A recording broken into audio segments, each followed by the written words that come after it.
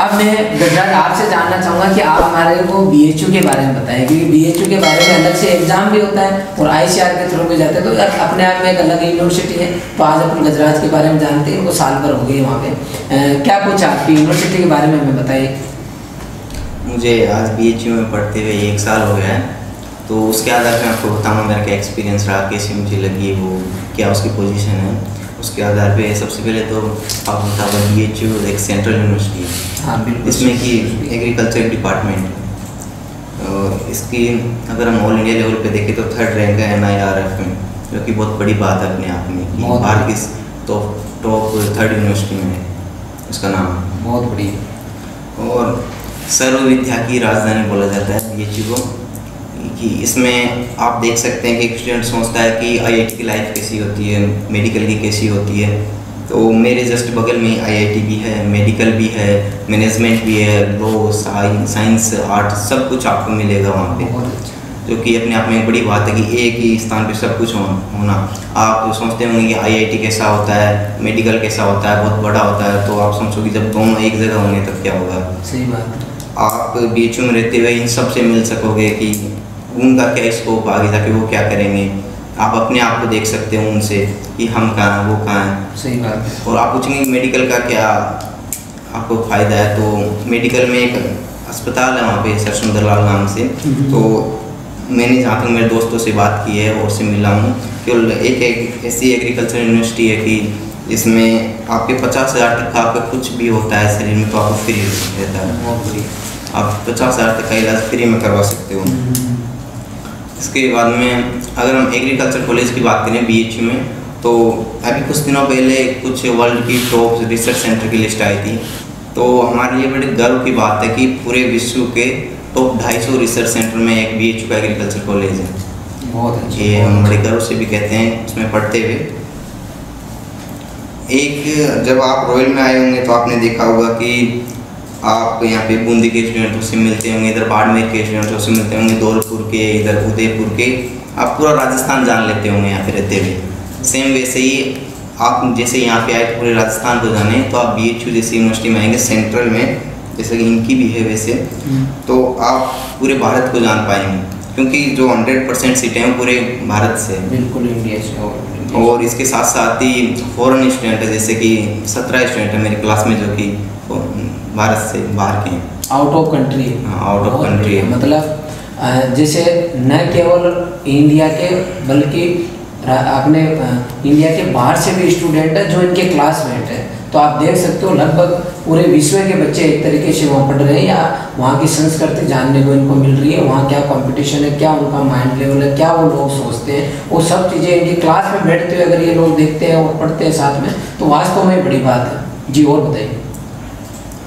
आप अगर एक क्लास में देखो एक रूम में, तो पूरा भारत बैठा हुआ दिखता है ऐसे।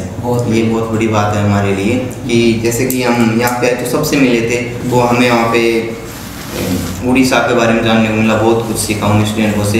इसके अलावा नेपाल के स्टूडेंटों से हमने बहुत कुछ सीखा, क्योंकि वहाँ की अलग अलग भाषाएँ, अलग अलग संस्कृति, आप ये सब अगर राजस्थान से बाहर जाओगे तो सीख पाओगे।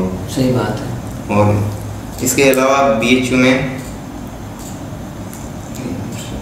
अब फीस के मामले में देखी जाए तो पहले तो रानी लक्ष्मीबाई यूनिवर्सिटी थी, लेकिन अब अगर फीस के मामले में अगर हम देखें तो भारत की पहली सबसे कम फीस वाली यूनिवर्सिटी है। इसमें लगभग 7,000 रुपये फीस है, और 7,000 रुपये कोई ज़्यादा नहीं होती मेरे हिसाब से। 1 साल की हम बात करें हॉस्टल और कॉलेज की दोनों को मिला के। और आपकी जो फीस लग रही है तो इससे तो आपको स्कॉलरशिप भी मिलती होगी। हाँ, स्कॉलरशिप मिल रही है आईसीआर की तरफ से, 36,000 रुपये मिल रही है। 36,000 रुपये 1 साल की स्कॉलरशिप मिलती है, और कॉलेज की फ़ीस मात्र 7,000 रुपये है। अब आप देख सकते हो, मतलब अगर आपका आईसीआर में सिलेक्शन होता है और उसके थ्रू आप किसी यूनिवर्सिटी में जाते हो, तो आपको यूँ मान सकते हो कि खाना खर्चा का पैसा भी सरकार देती है, एक तरीके से फ्री एजुकेशन हो गई। जी और बताइए। बीएचयू के एग्रीकल्चर कॉलेज में पढ़ने का सबसे बड़ा फ़ायदा है, और लगभग सारी यूनिवर्सिटियों से अगर कंपेयर करें तो सबसे अलग है कि जो स्टूडेंट बीएचयू से यूजी करता है एग्रीकल्चर में, उसके लिए पीजी में 25% सीट रिजर्व होती है। तो एक प्रकार से हम कह सकते हैं कि अगर आपने एक बार एडमिशन ले लिया तो आप MSc तक वहीं पे रहोगे। मतलब अगर रहना चाहते हो तो, वरना ज़्यादातर स्टूडेंट्स आते हैं कि बिजनेस करे, कोई अलग जगह जाए, कोई अच्छी JRF से अच्छी कॉलेज में जाए। लेकिन ये तो नहीं है कि अगर आपका सपोज नहीं हुआ तो किसी प्राइवेट में जाना पड़े, कहीं और जाना पड़े, आपके लिए BHU तैयार है हमेशा के लिए। अच्छा, बहुत अच्छा। और बनारस में है BHU, तो उसके बारे में तो क्या कहें कि हेरिटेज सिटी है, तो महादेव की नगरी सबसे अलग है। आप वहाँ जाओगे तो बहुत कुछ सीखोगे वहाँ के लोगों से। लोग कहते हैं कि बाहर भेजना ठीक नहीं है स्टूडेंट को, लड़कियों को भेजना, क्योंकि उत्तर प्रदेश है हमारा कैंपस। लोगों का कहीं ना कहीं डर रहता है कि यार यूपी है ये, हाँ, उत्तर प्रदेश में नहीं बोलते, वो यूपी बोलते हैं कि यूपी तो नहीं भेजेंगे। तो आप थोड़ा सा बताइए, सेफ्टी पर्पज से बताइए। आपका कैंपस इतना बड़ा है कि आपको बाहर जाने की ज़रूरत ही नहीं पड़ेगी, उन लोगों से आपका इंटरेक्शन ही नहीं होगा जो कि ऐसे लोग हैं। आपके कैंपस में सारी सुविधाएं उपलब्ध है, जैसे मैंने बताया कि बहुत बड़ा कैंपस है। तो ये आप फालतू की बात सोच नहीं कि बाहर जाए तो कैसा होगा, वो कैसा होगा। तो ये BHU के लिए एक स्पेशल बात है कि ऐसी जहाँ पे लोग बोलते हैं कि उत्तर प्रदेश वैसा है वैसा, उन सबसे हटके एक दुनिया है BHU। अच्छा, अब मैं आपसे एक क्वेश्चन पूछना चाहूँगा बीच में। आप कितने बच्चे वहाँ राजस्थान से हैं? मतलब जैसे पूरे राजस्थान से जो भी बच्चे BHU में पढ़ रहे हो, उनमें फर्स्ट ईयर आप पढ़े हो, तो उसमें राजस्थान के बच्चे कितने थे?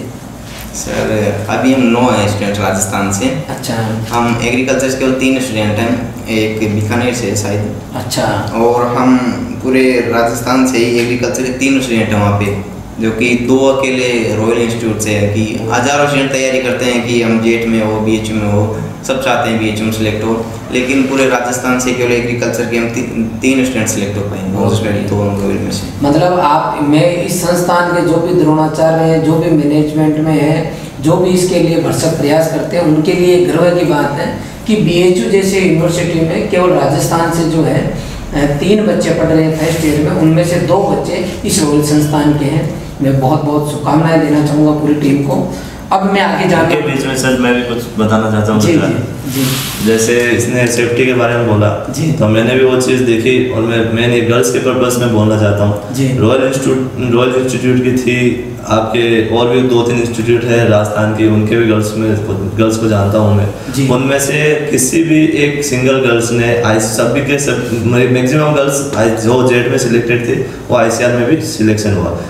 रॉयल इंस्टीट्यूट के मुझे पहले RC मिली थी, वहाँ पे भी मेरी जो बैचमेट थी गर्ल्स थी, उनको भी मैक्सिमम को ICR मिली थी, बट वो नहीं की, क्योंकि बस उनका एक ही सबकी इच्छा थी कि ICR में जाए। ऐसे कोई भी नहीं होता कि किसी की भी इच्छा नहीं होती कि वो ICR में ना जाए। तो ICR में नहीं जाने का बॉयज़ का कोई अलग रीज़न हो जाता है, बट गर्ल्स का एक ही रीज़न रहता है कि सेफ्टी पर्पस। अच्छा। ठीक है, लेकिन सेफ्टी पर्पस का वो माइंड सेट है अपने, ज़्यादातर अपने राजस्थान स्टेट हो गया, ये स्टेट हो गया, इनका माइंड सेट है कि बाहर जाएगी तो सेफ्टी नहीं रहेगी। बाकी इतनी बड़ी यूनिवर्सिटीज़ होती है, इनमें सबसे पहले वो सेफ्टी का ध्यान रखते हैं। अब हमारी जो यूनिवर्सिटी है, मैं अभी सेंट्रल यूनिवर्सिटी रोहितास के साथ उषा समस्तीपुर में पढ़ाई कर रहा हूँ। वहाँ पे राजस्थान से 3 गर्ल्स है, वो बढ़िया से रही है। सेकेंड ईयर में हमारी मैम है, 2-3 मैम भी है राजस्थान से, सीनियर से, और हमारे खुद के बैच में 3 गर्ल्स है। तो उनका आना जाना, वो अकेले आती है, अकेले जाती है। अभी 1 साल के मतलब एक्सपीरियंस से बोल रहा हूँ, उनकी कोई दिक्कत नहीं है, कुछ भी नहीं है। और ऐसी सबके माइंड सेट बन रखा है, बाकी ऐसी कोई दिक्कत नहीं है। और ये ICR में आगे वाले जो गर्ल्स है या जो भी फैमिलीज है, उनके माता पिता है, उनको भेजना चाहिए गर्ल्स को, बाहर भेजना चाहिए गर्ल्स को। बाहर जाएगी, वो यहाँ पे रहती है, घर के पास रहती है, वो बस उसमें वो इतना खुद को आगे डेवलप नहीं कर पाती। वो खुद के स्टेट से या खुद के डिस्ट्रिक्ट से बाहर जाएगी तो वो खुद को बहुत ज़्यादा डेवलप कर पाएगी। अब उन दोनों तीनों गर्ल्स में वो पहले आई थी तो वो बस ऐसी थी जैसे मतलब इतना जो नॉर्मल होती है वैसी थी।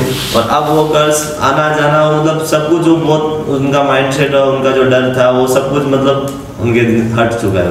वो ये बोलती है कि जैसे कि अपने राजस्थान के लोगों में यह धारणा बनी हुई है कि बाहर नहीं भेजना चाहिए, लेकिन उनको अब हकीकत का पता लगा है कि लड़कियों को बाहर भेजना चाहिए। ये वो हमारे साथ आती जाती है तो वो बताती है कि लड़कियों को वैसे बाहर भेजना चाहिए। जैसे अपने RC में अंजुम आई थी तो वो ICR में पुणे महाराष्ट्र गई, तो वो आज ये बोलती है कि मैं पुणे महाराष्ट्र RC से अच्छी हूँ। आरसी छोड़ के आया हूँ, तो मैं पुणे महाराष्ट्र बढ़िया से। मैं स्टूडेंट को बोलूँगा कि सब सोचते हैं कि बाहर नहीं जाए, आप एक बार राजस्थान से बाहर निकल कर तो देखो, भारत बहुत बड़ा है, आप वहाँ पे बहुत कुछ सीखोगे, पढ़ाई नहीं बल्कि वहाँ की संस्कृति, पूरे भारत के बारे में जान पाओगे। और अगर आप कंपेयर करोगे राजस्थान के स्टूडेंट को और जो बाहर पढ़ा है उसको 4 साल बाद में, तो आप कई गुना आगे पाओगे उन स्टूडेंट से। तो आप ये गलत फहमी बिल्कुल रखे ही नहीं मन में कि बाहर जाना मना है या फिर गलत है। आप एक बार आओ तो सही, देखो तो सही, भारत बहुत बड़ा है। बच्चों का स्पष्ट कहना है कि किसी भी बच्चे को, स्पेशली गर्ल्स गार्जियंस की जो सोच है उसके अकॉर्डिंग कि हमें दूर नहीं भेजना है, उस सोच को ये बच्चे सिरे से नकार रहे हैं। ये बच्चे यूँ बोल रहे हैं कि हमें साल भर बाहर रहते हुए हो गया, हम देख रहे हैं गर्ल्स की जो सेफ्टी अपने यहाँ नहीं है उससे भी ज़्यादा सेफ्टी बाहर रहती है। बाहर जाने से गर्ल्स ज़्यादा अच्छा कर पाएगी, ज़्यादा उनमें कॉन्फिडेंस आएगा, बहुत अच्छे से इन फ्यूचर वो अपनी जॉब कर पाएगी, अपनी परफॉर्मेंस दे पाएगी। इसलिए बिना किसी संकोच के बाहर गर्ल्स को भेजना चाहिए। अपने यहाँ से भी बच्चियाँ जो है बाहर पढ़ रही है, जैसे एक बच्चे का इन्होंने नाम बताया, उचेरा की रहने वाली अंजू मैया जो एट प्रेजेंट महाराष्ट्र पुणे पढ़ रही है, फर्स्ट काउंसलिंग उसका आरसी उदयपुर हो गया था। तो इनका ये मानना है कि बिना चिंता करे आपको घर बैठे बैठे डिसीजन नहीं लेना है कि भाई आप दूर नहीं भेजेंगे।